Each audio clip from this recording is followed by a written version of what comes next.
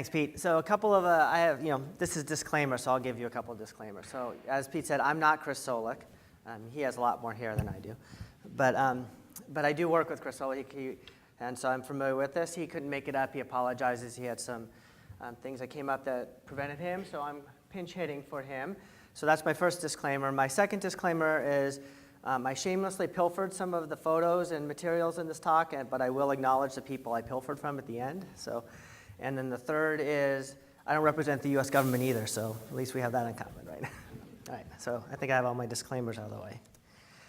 All right, so this slide, actually just back up a second. Just to reiterate what Pete said, I'm going to be focusing on these types of streams, the really dry end of the spectrum where we expect that they may have no flow for many years sometimes in between flow events, and that's really the part of the spectrum I'm going to be focusing on with talking about Chris's work today.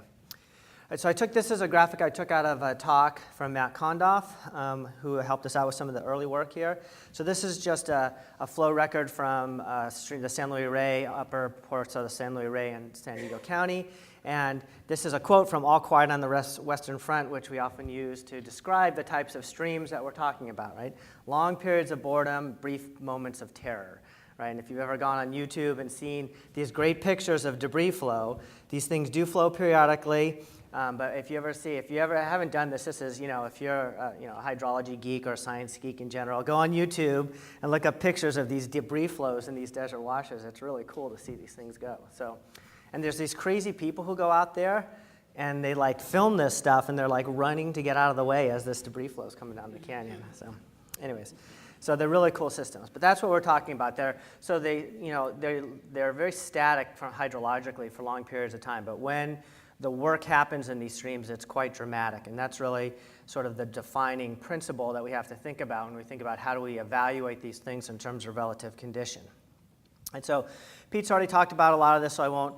These next few slides I'll just breeze through because you've heard it. I have a slightly different number. The 66% is a little lower. And that comes out of our work in Southern California, our ambient assessment program. And that number is a little bit lower because we have slightly more perennial streams, believe it or not, because of all the urban influence. So that explains it. And in a lot of the developed areas, the number of streams that have persistent flow over the course of the year is above what you would expect given the climate in the region we're in, mainly because of enhanced flow associated with imported water and things like that. And again, Pete already talked about this, so again, I'll just brief it. We care about these things for lots of reasons, besides the fact that they make cool YouTube videos, right? But ecologically, they're really important, not only as refugia and important habitats. There's a lot of species that are dependent on these systems for some parts of the year. But cumulatively, in terms of the watershed, a lot of the materials, sediment and nutrients, other materials that support downstream resources and coastal resources, if these things happen to drain to the coast. They don't always. These are generated in these parts of the watershed. And if you care for no other reason, they are often regulated water bodies, at least at the state level, if not at the federal level. So even though they're not, in fact, I had a colleague of mine at EPA, who shall remain nameless, once asked me, he goes, so tell me again why we're giving you, water quality grants to assess dirt, right? All right, so what's the long-term goal? So we heard a lot about this from Darren and Pete, that this should be a continuum. And we really see these streams as a continuum from, so what is perennial, right? Does that mean it has to flow every day of every year to be perennial? And if you miss one day in a decade, does that all of a sudden make it not perennial?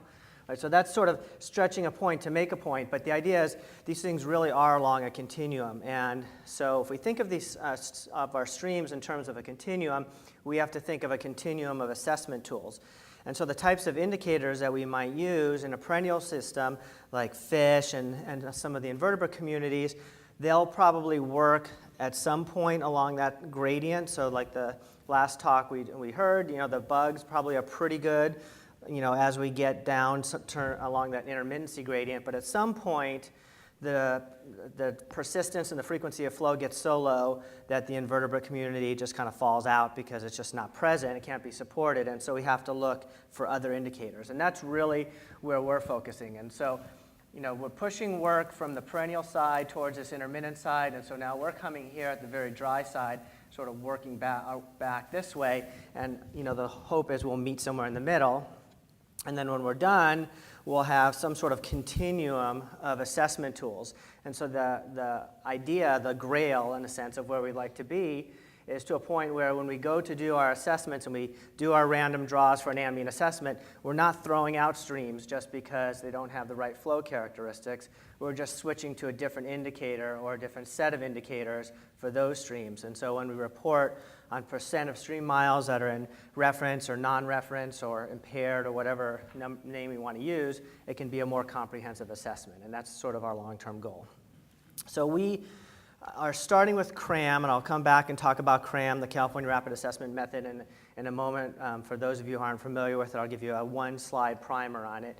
But we think that is a good conceptual model and a good framework to use for these types of systems for two main reasons, and I'll reiterate this a couple of times. One is that CRAM tends to look at the stream from a slightly larger scale than some of our traditional bioassessment tools, and we believe scale is really important for these systems. And the second is because CRAM doesn't rely on bugs. And so since we think, since these streams often don't support aquatic invertebrates in the traditional way, that we think that CRAM might be a good starting point for thinking about the assessment. All right, so the current project that we're working on, which actually, despite my colleagues' snippy comment, is being funded by EPA, so I will give them props for that. Clearly, he was not part of the decision-making process in that grant. So, but our goals are really to develop this framework for how to assess these really dry streams, starting with this conceptual model, form, and function, to sort of revisit how we define reference, and I'll talk a little bit more about how maybe one slide on that. And then, although it's not within the context of this project, we feel that this is a rapid assessment method, and there are some likely tools that we can use to do more intensive biological assessments, and so we'll come up with some recommendations for those, although we probably won't get very far down the road in this particular project. But I'll give you some insight into some things that we're thinking about at the end, and then you can give me some feedback in terms of whether you think I'm going down the wrong road or you have other ideas. All right, so when we think about these streams, they're interesting and they're challenging. As we said, they're highly variable over space and time, and so this is Carruthers Creek, and this is out in the eastern part of Southern California. And so one of the things is that when you look at these systems, sometimes it's really, they're very subtle in the sense of how do you discern an impact from just part of the natural disturbance regime. Okay, these streams exist because of the very erratic disturbance regime that they're subjected to. And so teasing out sort of an anthropogenically induced disturbance from the natural patterns in these streams can be a little bit tricky. And so because of that, the field indicators can be subtle. Okay, so it's kind of a conundrum because some indicators are operating at sort of smaller scales, so you have to almost get down with your sort of nose in the dirt of the stream bed to kind of see what's going on in some of these channel forms, because channel forms can be very subtle, but the same token, some of the more macro processes are operating at much larger scales. Okay, and so as I mentioned, some of our traditional biological assessment tools may not be appropriate for these systems. So those are sort of the challenges that we're dealing with, but easy problems are boring, so we'll try to give this a try. So as I said, the construct is we want to be as consistent as possible with the existing state program because we'd like this to fit into our existing ambient monitoring and assessment programs.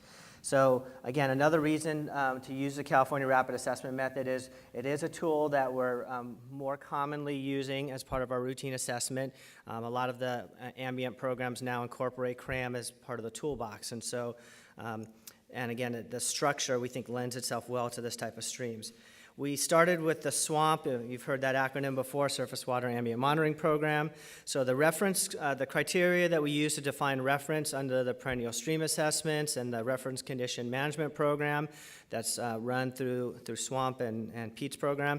We started with those same sort of definition and said, let's start with that as a definition of reference, and we're only going to change it if it doesn't work, right? If it's not broke, we won't fix it.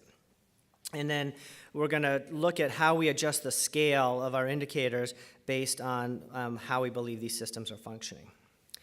right, so just my one slide, we haven't talked a lot about it, but basically the way the perennial stream assessments and bioobjectives and a lot of things you've heard about, the way that reference is approached is by looking at characteristics in the landscape like urban ag land use, road density, canals, pipes, dams, diversions, mines, all that stuff.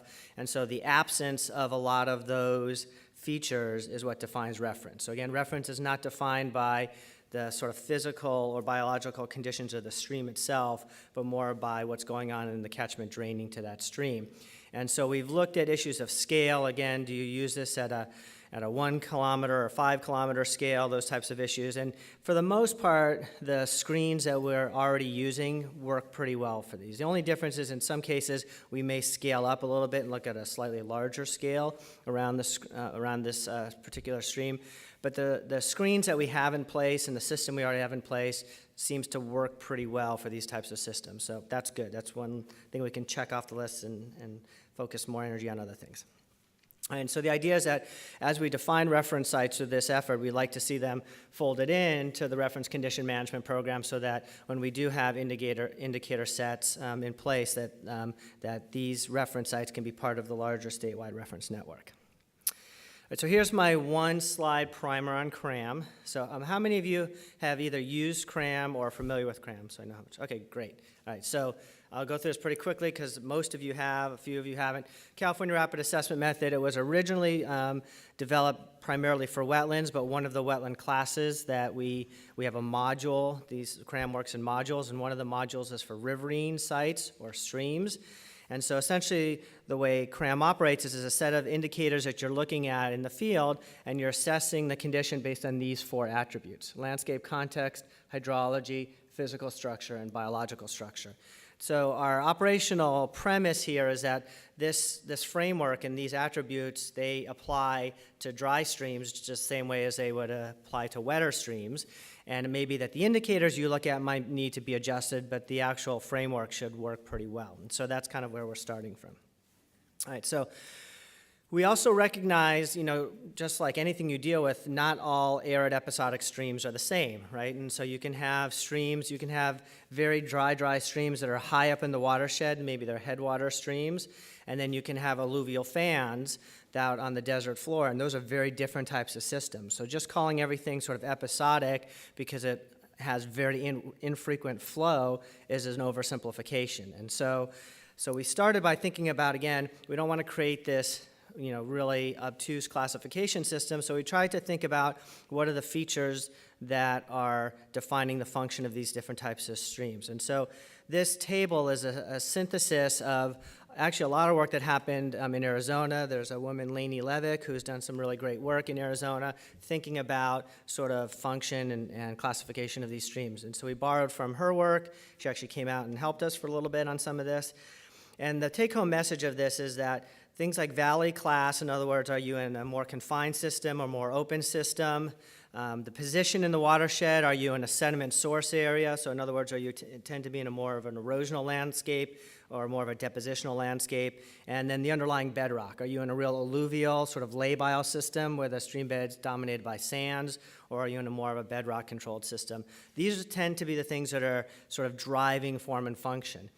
And so I color-coded these because at the top, when we use our existing CRAM riverine module, the set at the top, it actually works pretty well. So what we've done is we've gone to a bunch of these sites and we've run CRAM sort of out of the box. Again, the idea is if it's not broke, don't fix it.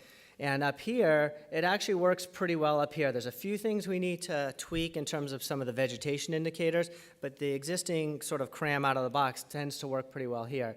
But as we move down through the different rows on this table, it starts to fall apart more and more. And so by the time we're down at the bottom in these sort of broad, unconfined systems that are really sandy and compound channels, sort of multi-channel systems, that's where the CRAM starts to really kind of fall apart a little bit. And so we have been, over the last year or so, focusing a lot of our work down in this area because this is where we believe most of the work needs to be done in terms of maybe creating some new indicators or new ways to look at these systems.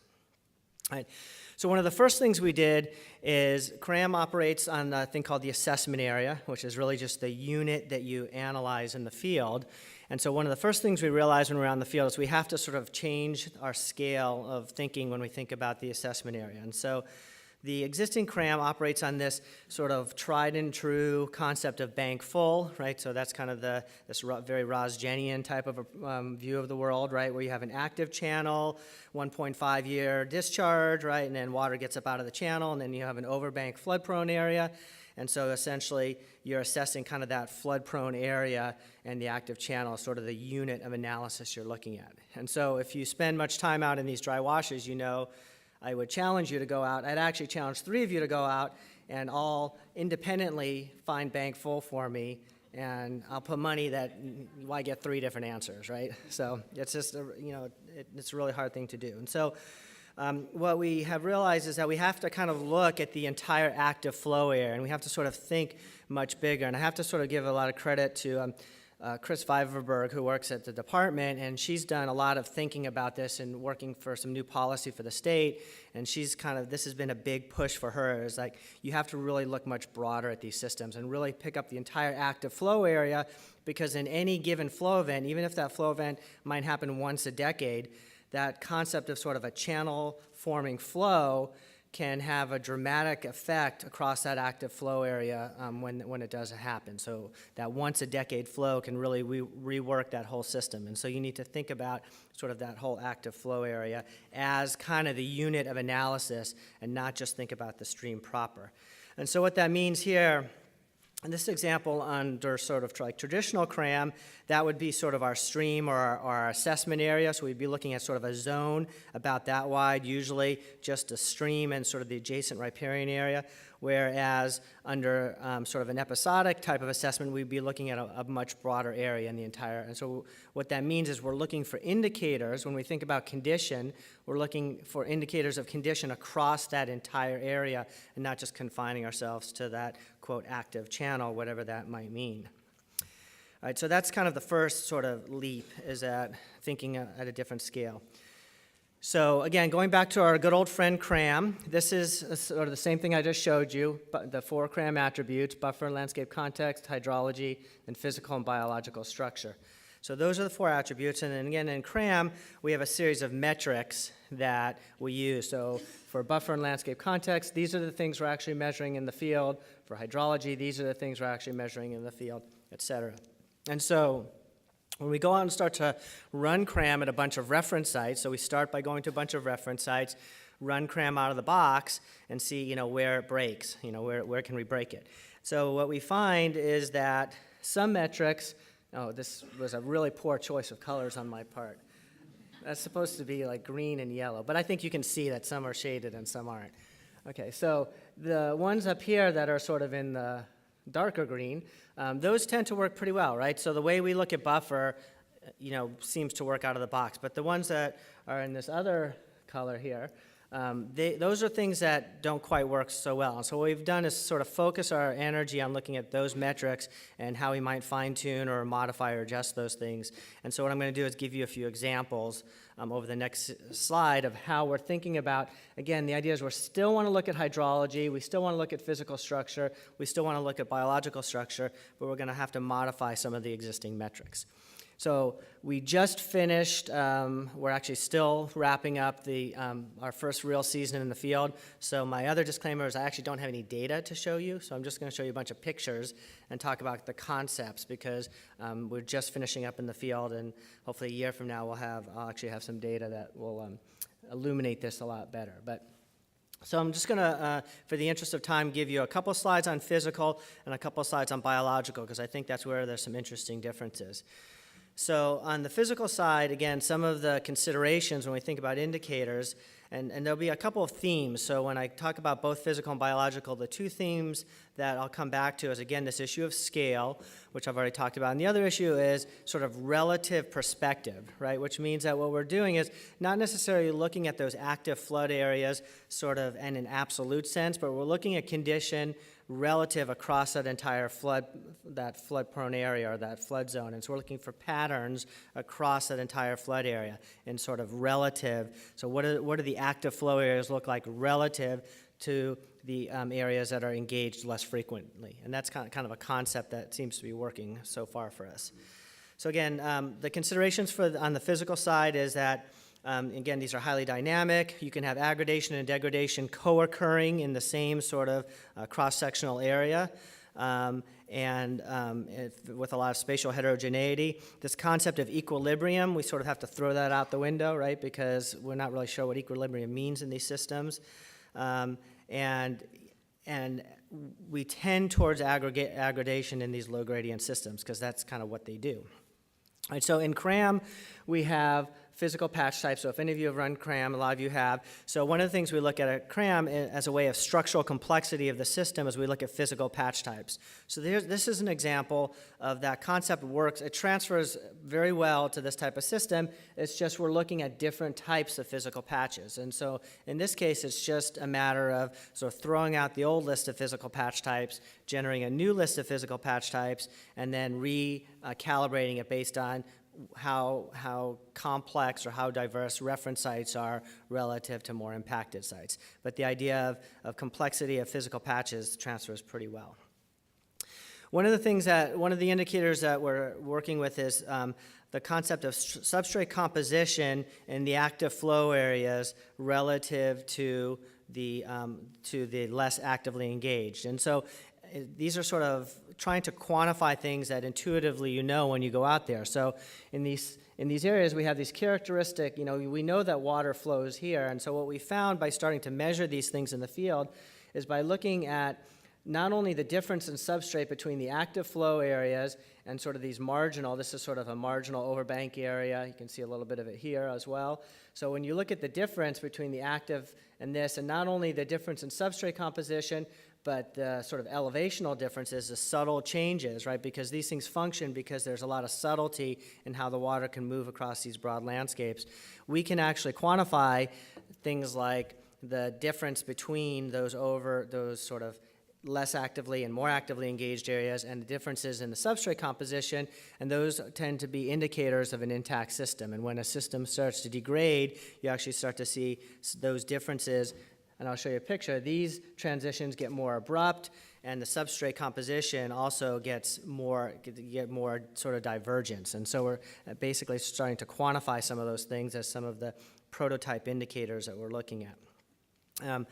In CRAM, we also have the concept of interspersion and complexity. So the existing CRAM has a diagram that looks like this. This is basically, I stole this picture from Bob Lickvar from the Corps of Engineers back in Cold Regions Research Lab. And basically, it's the idea that not only interspersion of the vegetation community, but we can also look at textual interspersion. So interspersion of kind of the substrate across this active flow area. And so again, more complex systems, more intact systems to have more of this diversity and complexity. And as we get impacted, they tend to simplify. And so we can, again, start to use very much the way we use it in the existing CRAM. We just need to modify it. And not only, whereas the existing CRAM focuses more on sort of biological interspersion and zonation, here we can focus also on physical interspersion and zonation. All right, so here's my deviation from reference. This is a stream that's in more reference condition, and so as these streams start to degrade, this is out by the Salton Sea area, that we can start to see these, separation of these active flow areas from the less active. We can see some simplification of the landscape. So we can start to quantify these things. And the nice thing is you can actually do, if you have a good recent aerial photograph, you can do a lot of these calculations sort of on the screen. And so it actually makes some of the assessment. You can do more sort of on the office side and then confirm it when you get out to the field. So these deviations of these sort of separation of the tight connection between the active flow area and the less active flow area, as that connection gets sort of more divergent, that's a good indicator of deviation from reference.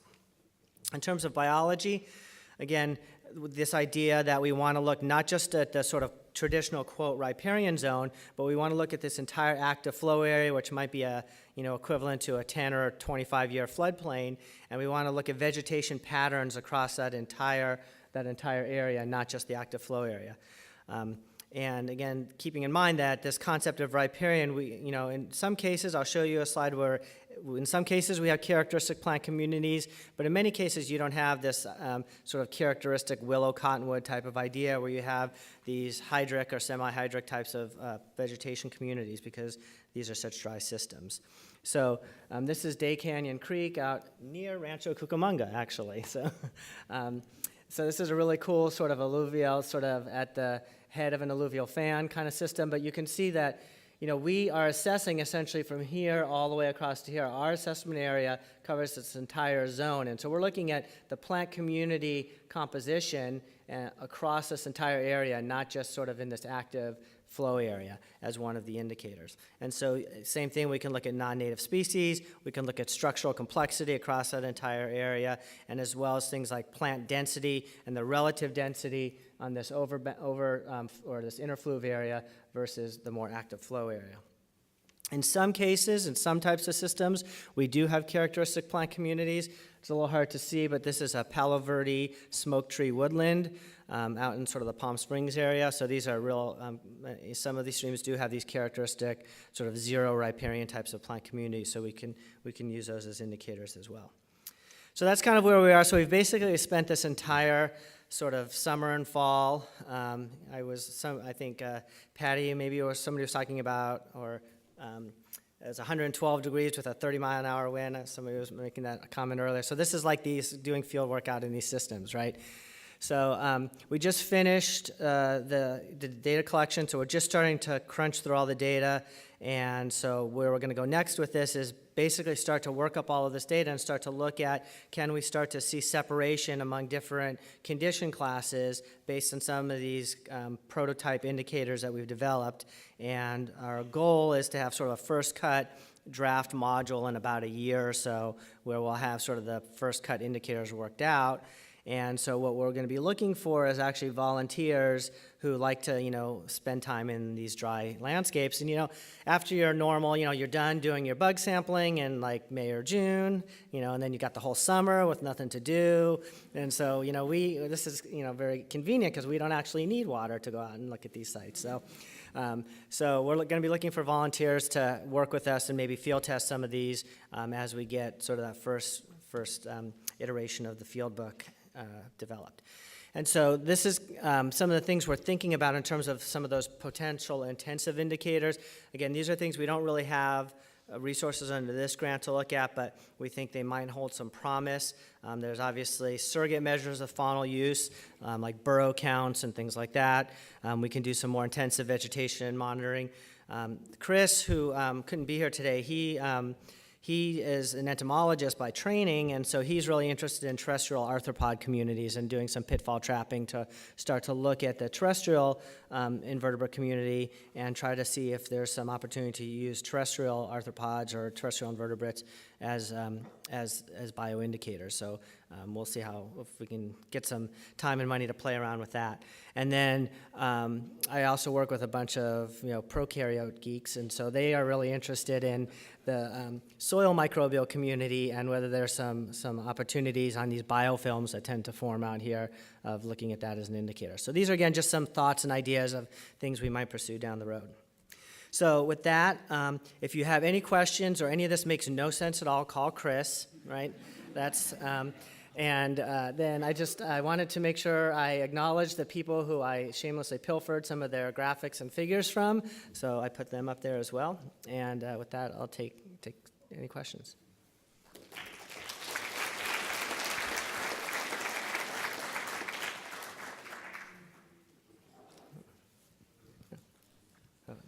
You have to wait for the mic. Hold on, she's coming up here. So with the springs and streams within Death Valley count as these ephemeral streams, would they be applicable to your studies in the desert? They are pretty much arid. Right. Okay, so the question is, would springs or streams sort of fall under this study, right? And so in Death Valley. So the answer is most well, it depends on the situation, but most likely not. So we actually have another CRAM module for seeps and springs. And so the way CRAM works is it's driven by the dominant hydrology of the system. And so if you have a system that's dependent on primarily groundwater discharge, then it would be assessed under a different module, right? And similarly, if you had a desert wash that had a more traditional or less, episodic type of flow, it would fall under a different CRAM module. So, yeah.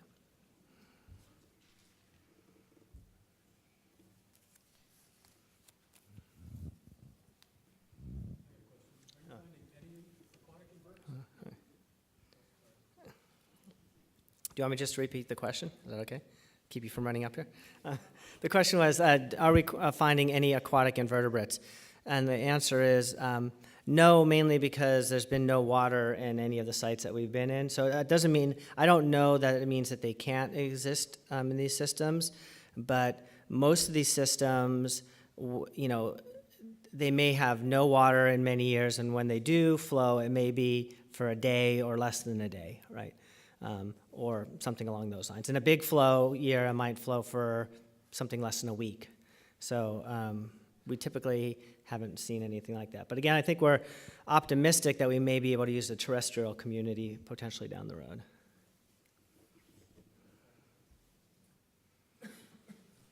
One for you, Eric. Okay. It's John. Oh, and bye. Hey, John. Sort of philosophical question. As we see the assemblage of biota change as human activity causes ephemeral or intermittent streams to become perennial, could we eventually see that as impairment? Right, great question. So John's question is, what about type conversion is basically the question, right? So so we actually, so that's an interesting question. I'll start by giving the easy answer, right, which is the assessment side.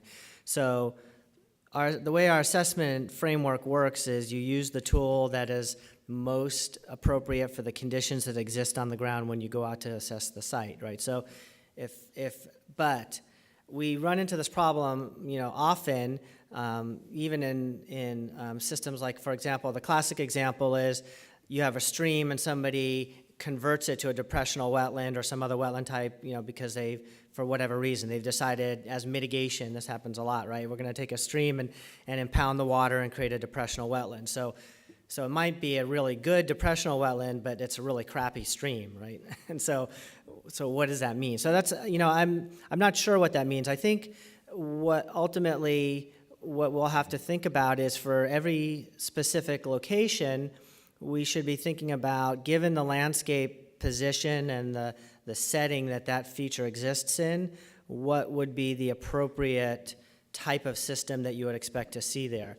And so if you go out to a desert system where you're in a climatic and a physical setting where you'd expect to see a really dry wash, and you have this sort of, meandering, lush willow cottonwood woodland, and a golf course next to it that's pumping water into it or something like that, to me that means, well, we've moved that system away from what the landscape context would indicate should be there. And so in my opinion, you have to assess it in that context.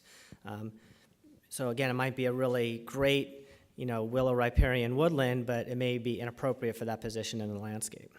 So I guess that's I'll keep it a little bit evasive at this point.